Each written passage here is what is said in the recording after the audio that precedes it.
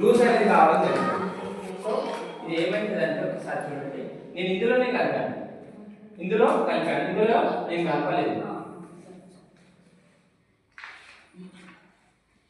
Same water తీసుకుంటాను అందులో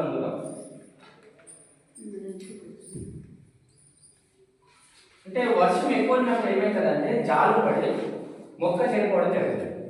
కానీ దాన్ని ఏం చేస్తుందంటే 100% దాన్ని తీసుకుంటుంది, అబ్జర్వ్ చేసుకుంటుంది. కానీ మొక్కకి ఎంత వాటర్ కావాలో అంతే కంటెంట్లో వాటర్ తీసుకోవడం జరుగుతుంది.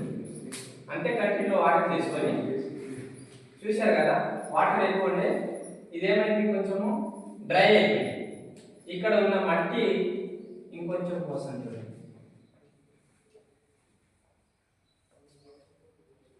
ఫుల్గా పోసాను.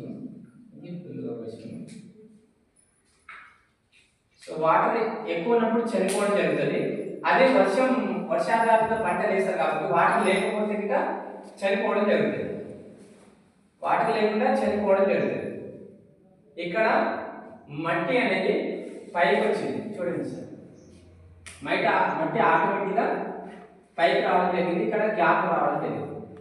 అంటే మట్టి యొక్క లూజ్ అవ్వడం వల్ల ఆ రూట్స్ ఉంటాయి కదా, వేర్లు ఉంటాయి కదా, ఫస్ట్ వేర్లు డెవలప్ అవ్వాలి. వేర్లు డెవలప్ అయితే